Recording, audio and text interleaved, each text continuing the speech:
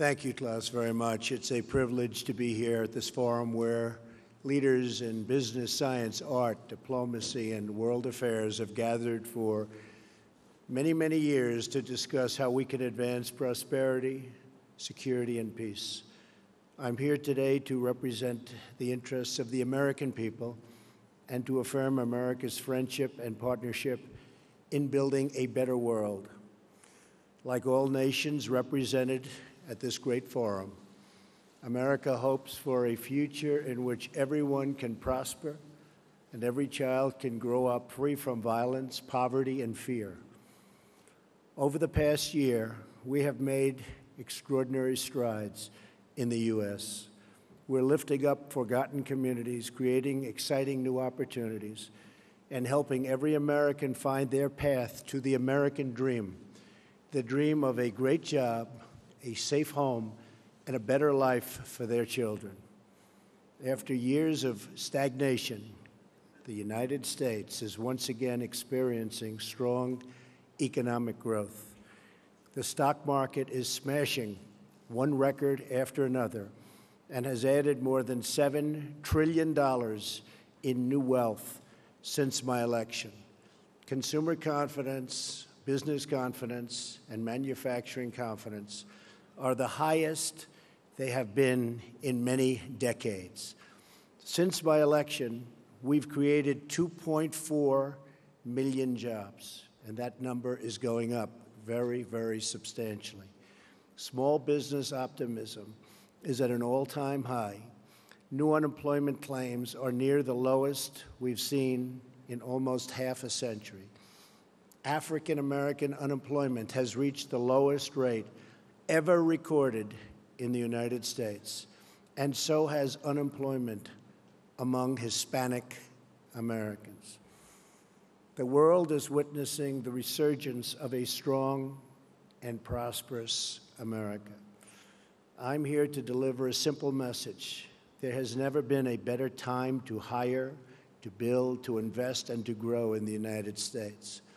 America is open for business, and we are competitive once again. The American economy is by far the largest in the world, and we've just enacted the most significant tax cuts and reform in American history. We've massively cut taxes for the middle class and small businesses to let working families keep more of their hard-earned money. We lowered our corporate tax rate from 35% all the way down to 21%. As a result, millions of workers have received tax cut bonuses from their employers in amounts as large as $3,000. The tax cut bill is expected to raise the average American's household income by more than $4,000. The world's largest company, Apple, announced it plans to bring $245 billion in overseas profits home to America. Their total investment into the United States economy will be more than $350 billion over the next 5 years. Now is the perfect time to bring your business, your jobs, and your investments to the United States. This is especially true because we have undertaken the most extensive regulatory reduction ever conceived. Regulation is stealth taxation.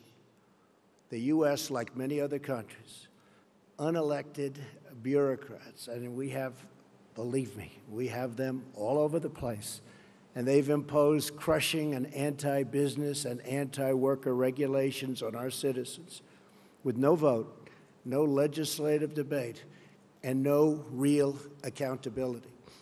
In America, those days are over. I pledged to eliminate 2 unnecessary regulations for every 1 new regulation. We have succeeded beyond our highest expectations. Instead of 2 for 1, we have cut 22 burdensome regulations for every 1 new rule. We are freeing our businesses and workers so they can thrive and flourish as never before. We are creating an environment that attracts capital, invites investment, and rewards production. America is the place to do business. So come to America, where you can innovate, create, and build. I believe in America. As President of the United States, I will always put America first, just like the leaders of other countries should put their country first also. But America first does not mean America alone. When the United States grows, so does the world. American prosperity has created countless jobs all around the globe, and the drive for excellence, creativity, and innovation in the U.S. has led to important discoveries that help people everywhere live more prosperous and far healthier lives. As the United States pursues domestic reforms to unleash jobs and growth, we are also working to reform the international trading system so that it promotes broadly shared prosperity and rewards to those who play by the rules. We cannot have free and open trade if some countries exploit the system at the expense of others. We support free trade, but it needs to be fair and it needs to be reciprocal, because in the end, unfair trade undermines us all. The United States will no longer turn a blind eye to unfair economic practices, including massive intellectual property theft, industrial subsidies, and pervasive state-led economic planning. These and other predatory behaviors are distorting the global markets and harming businesses and workers, not just in the U.S., but around the globe. Just like we expect the leaders of other countries to protect their interests, as President of the United States, I will always protect the interests of our country, our companies, and our workers. We will enforce our trade laws and restore integrity to our trading system. Only by insisting on fair and reciprocal trade can we create a system that works not just for the U.S., but for all nations. As I have said, the United States is prepared to negotiate mutually beneficial bilateral trade agreements with all countries. This will include the countries in TPP, which are very important. We have agreements with several of them already. We would consider negotiating with the rest, either individually or perhaps as a group, if it is in the interests of all. My administration is also taking swift action in other ways to restore American confidence and independence. We are lifting self-imposed restrictions on energy production to provide affordable power to our citizens and businesses and to promote energy security for our friends all around the world. No country should be held hostage to a single provider of energy. America is roaring back, and now is the time to invest in the future of America. We have dramatically cut taxes to make America competitive. We are eliminating burdensome regulations at a record pace. We are reforming the bureaucracy to make it lean, responsive, and accountable, and we are ensuring our laws are enforced fairly. We have the best colleges and universities in the world, and we have the best workers in the world. Energy is abundant and affordable. There has never been a better time to do business in America. We are also making historic investments in the American military because we cannot have prosperity without security. To make the world safer from rogue regimes, terrorism, and revisionist powers, we are asking our friends and allies to invest in their own defenses and to meet their financial obligations. Our common security requires everyone to contribute their fair share. My administration is proud to have led historic efforts at the United Nations Security Council and all around the world to unite all civilized nations in our campaign of maximum pressure to denuke the Korean Peninsula. We continue to call on partners to confront Iran's support for terrorists and block Iran's path to a nuclear weapon. We're also working with allies and partners to destroy jihadist terrorist organizations such as ISIS, and very successfully so.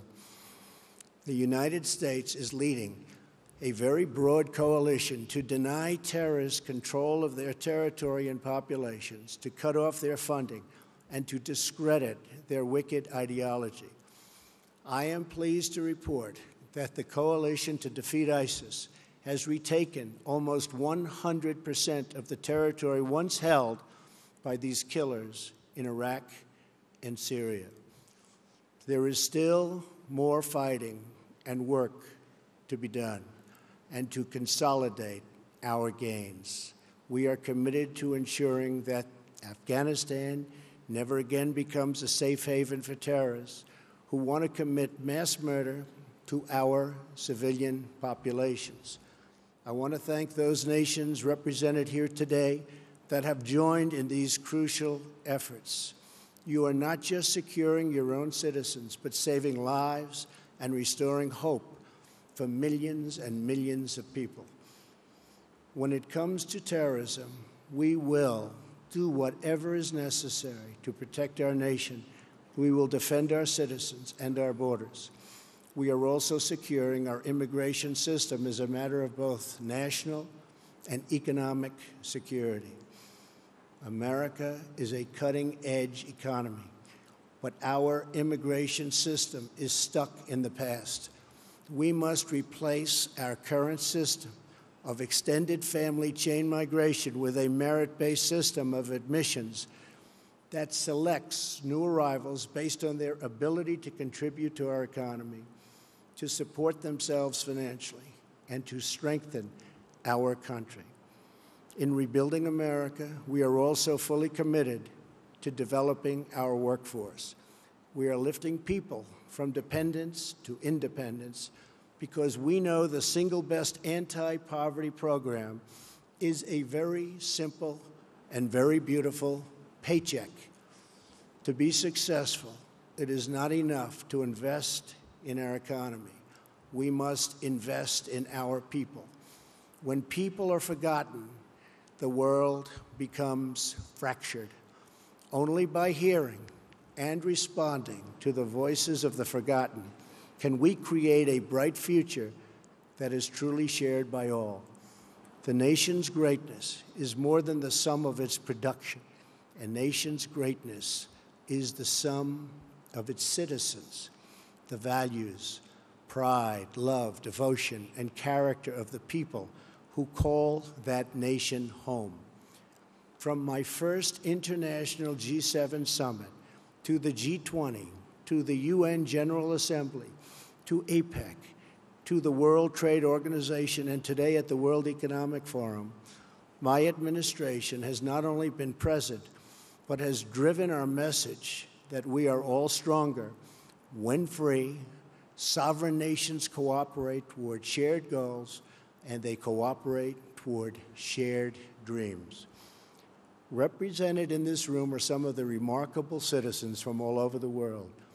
You are national leaders, business titans, industry giants, and many of the brightest minds in many fields. Each of you has the power to change hearts, transform lives, and shape your country's destinies. With this power comes an obligation, however, a duty of loyalty to the people, workers, and customers who have made you who you are.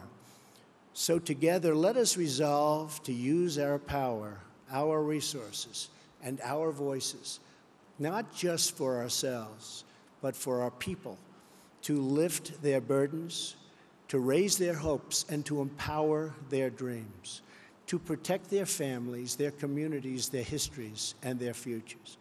That's what we're doing in America, and the results are totally unmistakable. It's why new businesses and investment are flooding in. It's why our unemployment rate is the lowest it's been in so many decades. It's why America's future has never been brighter. Today, I am inviting all of you to become part of this incredible future we are building together. Thank you to our hosts. Thank you to the leaders and innovators in the audience. But most importantly, thank you to all of the hardworking men and women who do their duty each and every day, making this a better world for everyone.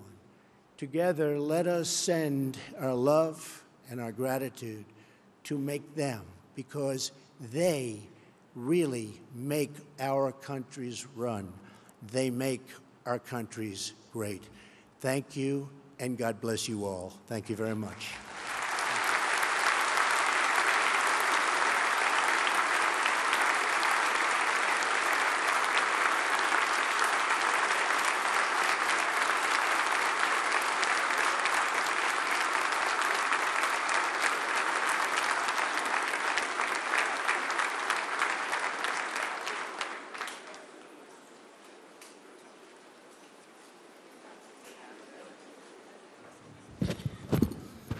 Thank you very much. Thank you, Mr. President, for this inspiring speech. As it is tradition at the forum, I will ask you one or two questions. And my first question is, why is the tax reform, why has it been of such a high priority for your administration?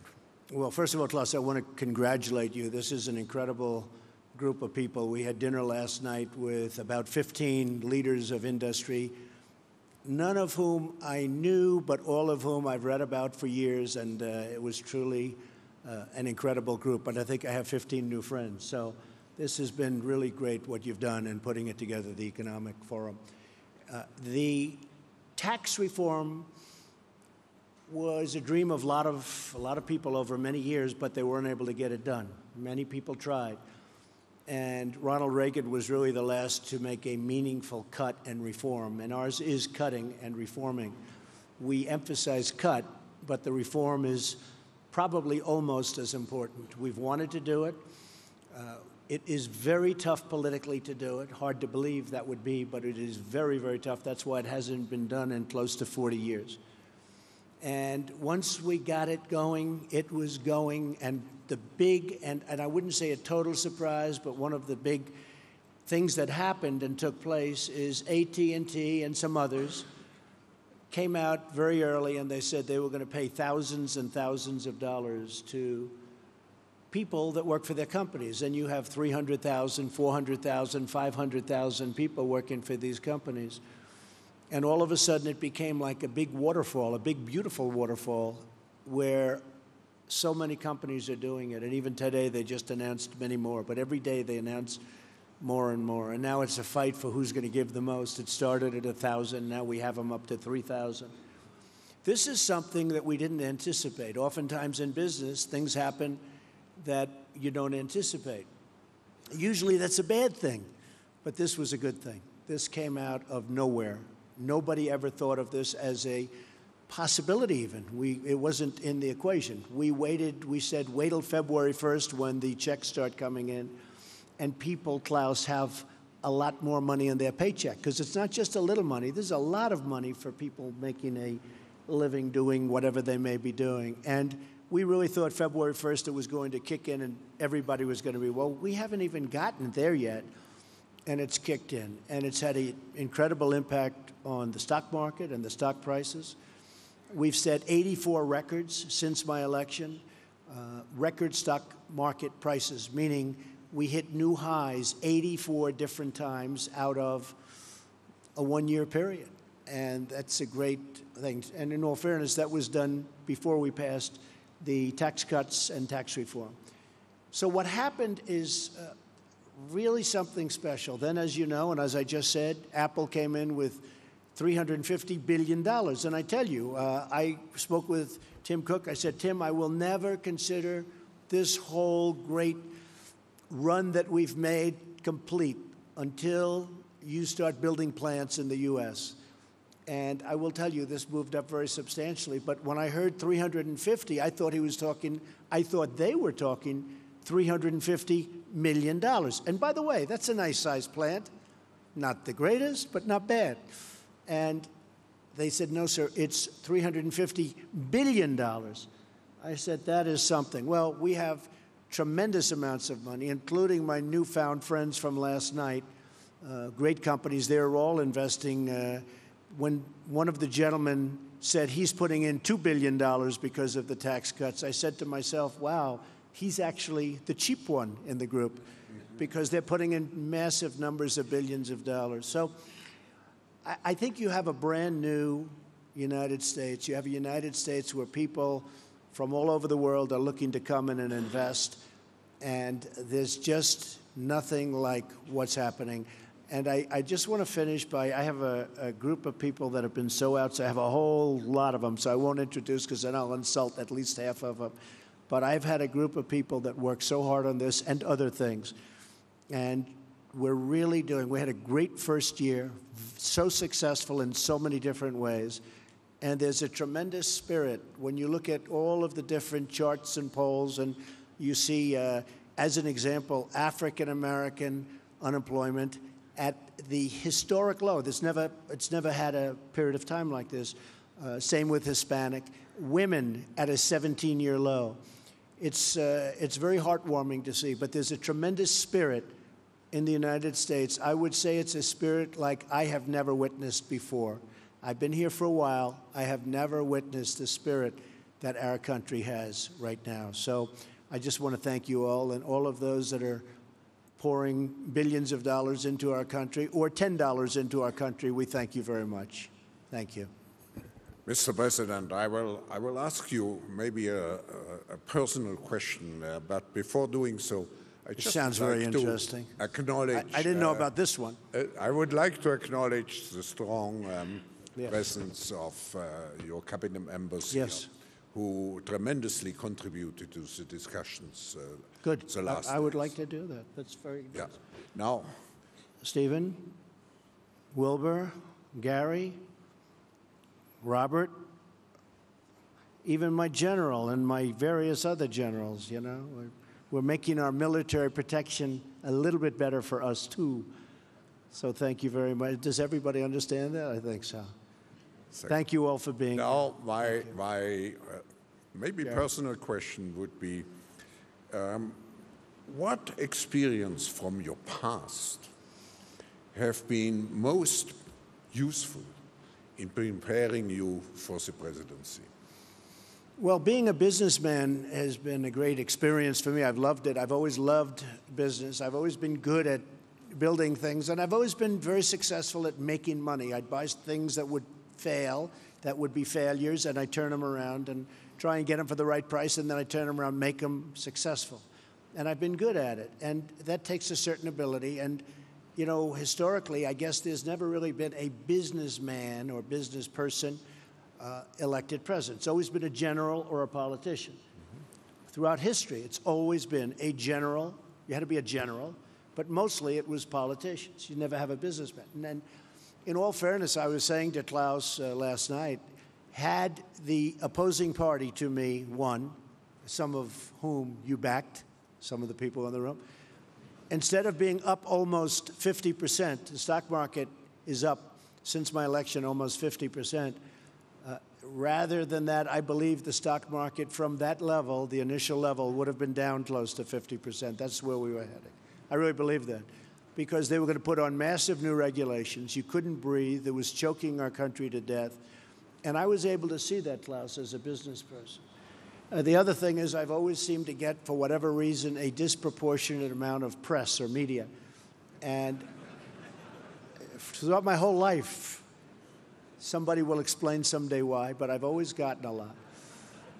And as a businessman, I was always treated really well by the press. You know, the numbers speak and things happen, but I've always really had a very good press. And it wasn't until I became a politician that I realized how nasty, how mean, how vicious, and how fake the press can be as the cameras start going off in the back. But But overall, I mean, the bottom line, somebody said, well, they couldn't have been that bad because here we are, we're president, and I think we're doing a really great job with my team. I have a team of just tremendous people, and I think we're doing a very special job, and I really believe it was time, and it was time to do that job, because I don't think the United States would have done very well if it went through 4 or 8 more years of regulation and really a very anti-business group of people. We have a very pro-business group. We have regulations cut to a level. In the history of our country, Klaus, this was reported recently, in 1 year, we've cut more regulations in my administration than any other administration in 4, 8, or 16 years in the one case.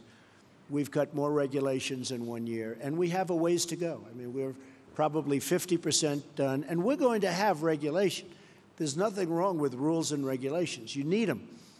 But we've cut more than any administration ever in the history of our country, and we still have a ways to go. So I think between that and the tremendous tax cuts, we've really done something. And one other thing I said, and I saw it last night with some of the leaders and the business people, I think I've been a cheerleader for our country. And everybody representing a company or a country has to be a cheerleader, or no matter what you do, it's just not going to work. And the reason I'm a cheerleader is because it's easy, because I love our country, and I think we're just doing really well. And we look forward to seeing you in America, special place, and where you are is a special place also. Thank you all very much. I appreciate it. Thank you.